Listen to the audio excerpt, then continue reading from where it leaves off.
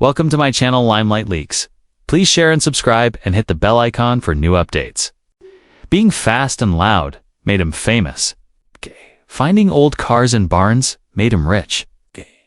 But no one, not even Richard Rawlings, knew what Dennis Collins was really hiding behind closed doors. Because after the TV cameras stopped filming, Collins's real car collection came out. Cars with no records, test cars that were supposed to be thrown away. It's one car with VIN number 0001 that some people say was never meant to be sold to regular people. Welcome to the garage the world was never supposed to see, most fans know. Dennis Collins as the well-dressed car seller with a gift for finding rare cars before anyone else even knows they're for sale. As Richard Rawlings' old friend and business partner, he showed up a lot on Fast and Loud, helping to pay for crazy barn finds and risky car flips. But while Collins became famous through YouTube and TV, people only saw what was on the surface.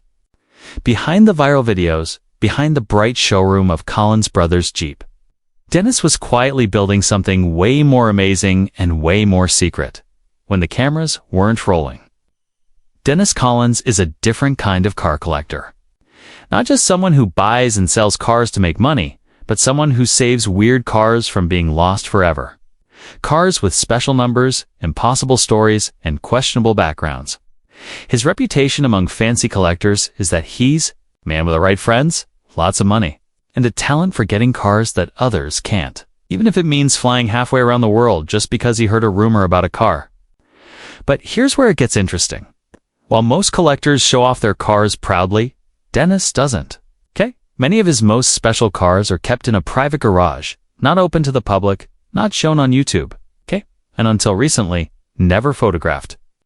This isn't the same place where he shows off expensive Wranglers or classic trucks. This is a vault with perfect temperature control, heavy security, and built not for showing off, but for keeping cars safe. People on the inside say it has VIN number 0001 cars, test cars from Detroit's best years, and at least one car that doesn't legally exist on paper. Some call it a secret museum. Others think it's Collins's way of writing his own version of car history. Whatever it is, now that the doors are starting to open a little, the world is finally starting to realize we didn't know it's Dennis Collins at all. While most car collectors show off their best cars in fancy showrooms or post cool videos online, Dennis Collins has done the opposite. Behind the public face of Collins Brothers Jeep in Wiley, Texas, sits a plain building that most fans have never seen. No signs, no social media posts, just a few locked doors and a private keypad to get. Inside, not just rare cars, but a carefully chosen timeline of American car history that almost no one knew existed. Collins has never been one for unnecessary hype. So, while people watched his TV flips and auction wins, he was quietly saving cars so rare that even big museums don't have anything like them. This hidden garage isn't just a place, it's a mission. Cars are stored in perfect climate control, their tires protected from cracking, its batteries kept charged, and each one carefully written down in private books, not online lists. There are no ETHL, there are no name tags, no tour guides, just steel, rubber, glass, and secrets. Most workers at Collins Brothers Jeep have never been allowed inside. According to people in the know, even Richard Rawlings, Dennis's old friend, hasn't seen every car stored here.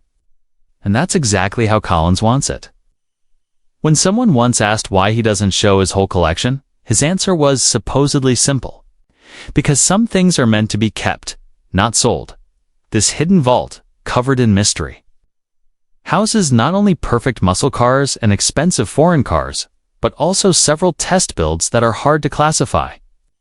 The real shock came when visitors started realizing this wasn't just a private collection. It's a storage place for the car world's forgotten what-ifs, the crown jewels that start with VIN number 0001.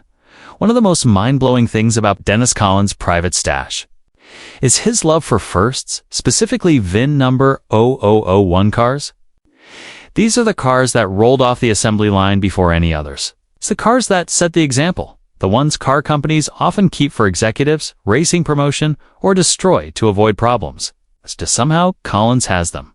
More than one of them. Sources confirm at least 2 confirmed number 0,001s rest under soft covers in his private garage, including a first-year Mustang and a test BMW originally built for company testing. These aren't copies or clever fakes, they're the real thing. In the world of high-stakes collecting, a VEG number 001 isn't just valuable, it's holy.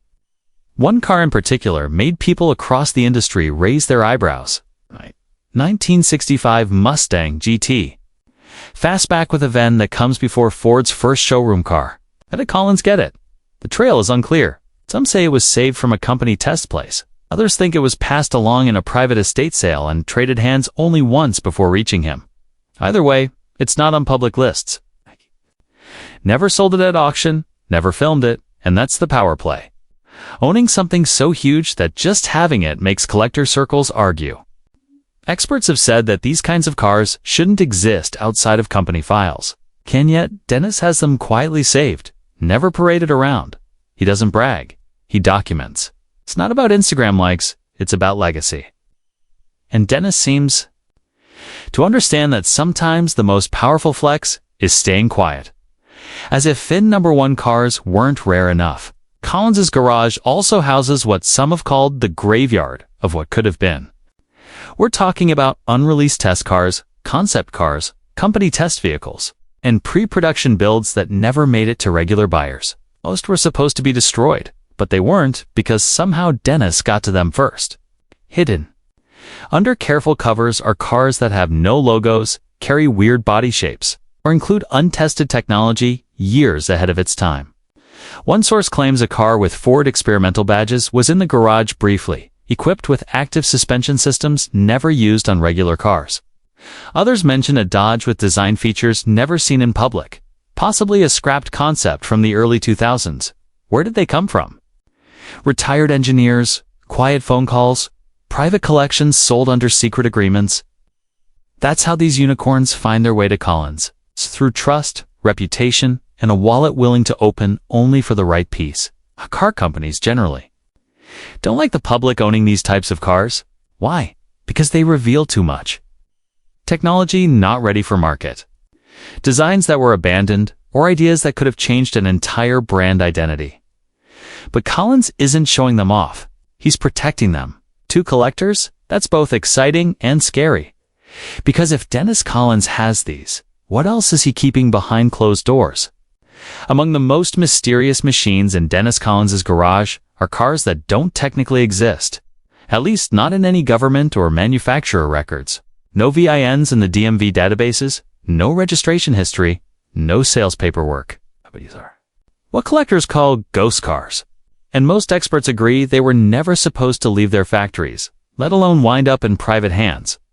One of these cars, according to insiders, is an early GM test car with no badge, no plates, and a frame number that matches no public registry. The body appears to be a mix between a Corvette C4 and a Pontiac Banshee, a Frankenstein-like blend of American muscle and concept car style. But it's what's under the skin that creates more questions. Aerospace, aluminum panels, wiring that doesn't match standard GM blueprints, and digital parts decades ahead of their time. Some even guess it could have been a test car for government fleet development, possibly tied to defense contractor work. Then there's the blacked-out Mustang with bodywork unlike any known production model. Wider track, sleeker nose, no branding. Anywhere? Some think it's a Shelby test car that never made it out of the sketch phase. Others think it's fake, but Collins has never confirmed it publicly. In fact, he never mentions it at all. These ghost cars raise serious questions. They company test beds, defense contracts, special orders for VIPs. Whatever the origin, one thing is certain. They don't belong on the open market. And yet, Collins has them quietly resting undercover in the dark corners of his collection, guarded not just by alarms, but by silence. To own such cars legally requires either extreme connections or extreme care, okay? And Dennis Collins, it seems, has mastered both. Dennis Collins isn't just a car collector. He's someone who collects cultural artifacts.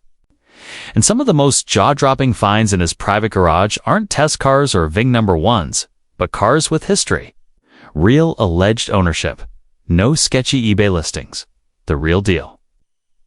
One standout, a Cadillac rumored to have belonged to President John F. Kennedy.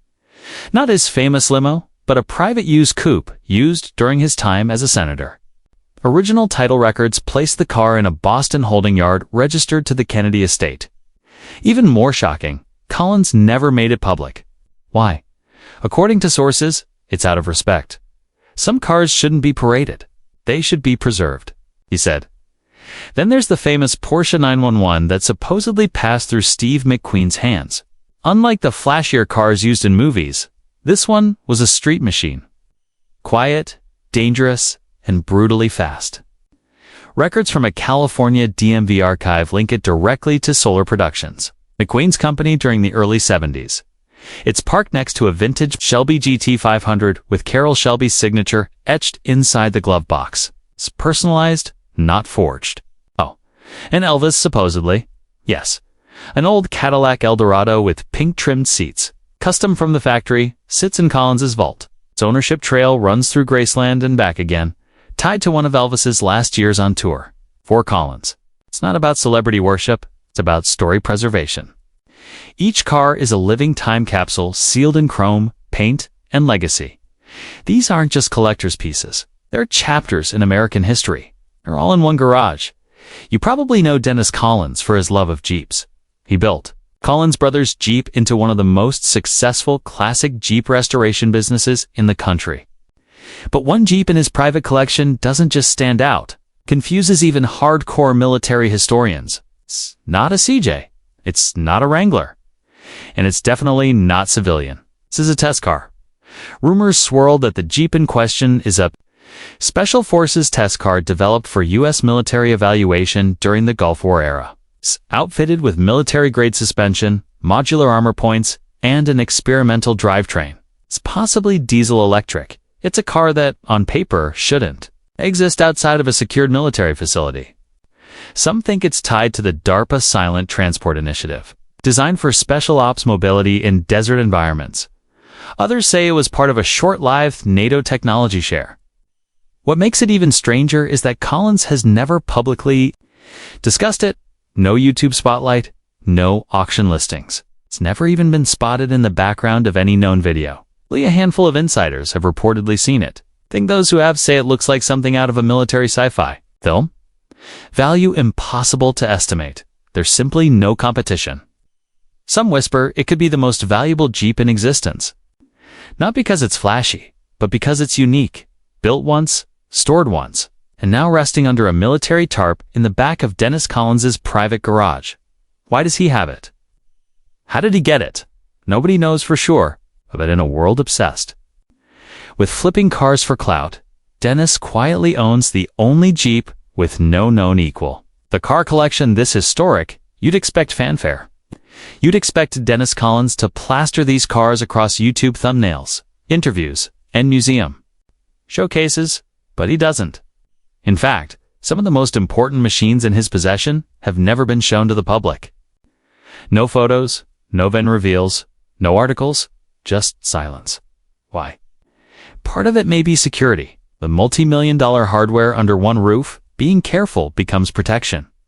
According to one insider close to the Collins brothers' inner circle, Dennis doesn't keep these cars for fame.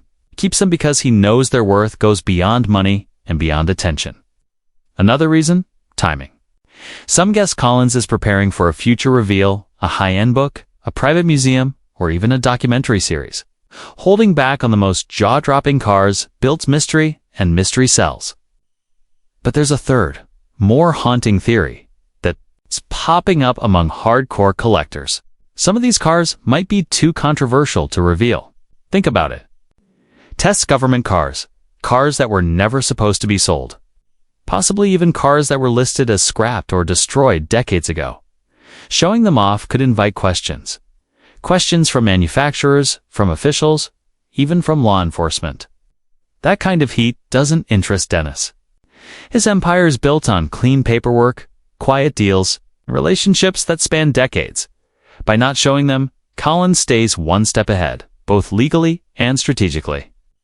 These aren't just collector items. They're historical artifacts with layers of complexity. And for now, the world only gets glimpses. Because sometimes, the cars that matter most are the ones nobody dares to talk about. If you think Dennis Collins' collection ends with what's parked on the main floor, think again. Behind the clean warehouse and well-lit garage lies another level. Literally, according to those few who've been invited. Past the showroom doors, there are hidden rooms, sealed doors, keypads, spaces only Dennis has access to. In one of these back rooms, it's said he stores his forever projects, builds he's never shown publicly, never put up for sale, and possibly never intends to finish. Why? Because they're not for show, they're personal. One build in particular is the subject of online stories, a 101 Mopar test car that reportedly contains experimental driveline tech Chrysler was testing before the 2008 crash. Aluminum block, composite body, digital gauges way ahead of its time, but it's never been seen on camera. Why? Collins supposedly made a promise to the original designer to never exploit it. Then there's the forbidden car. The one even close friends say Dennis won't discuss. Some claim it's a former law enforcement car with unreleased surveillance tech. Others think it's a test sports car tied to a now-defunct automaker. Whatever it is, only Dennis knows for sure, and he's never let it leave the room. Engines on stands, blueprints on tables, car covers draped in shadows. This isn't just a garage anymore. It's a vault of dreams, of secrets, and of stories too unfinished or too sensitive to share. At least, not yet. It's because, in this corner of Collins's empire, mystery isn't an accident. It's the point. In the world of high-end car collectors, you'll find egos as loud as the exhaust notes. Flashy auction buys, Instagram reels, million-dollar bids made just for clout. But Dennis Collins plays a different game. Quiet, surgical, decades in the making. While others flash their latest buy, Collins is locking away cars so rare. Historians still argue whether they should exist, with cars that include VIN number. One production models, outlawed test cars, experimental builds, military secrets, and historical icons. Dennis isn't just putting together a collection. He's preserving an unrepeatable slice of automotive evolution, a private museum that tells a story few have access to. One that spans from Detroit's golden era to Hollywood's glam to government. Secrets and back again?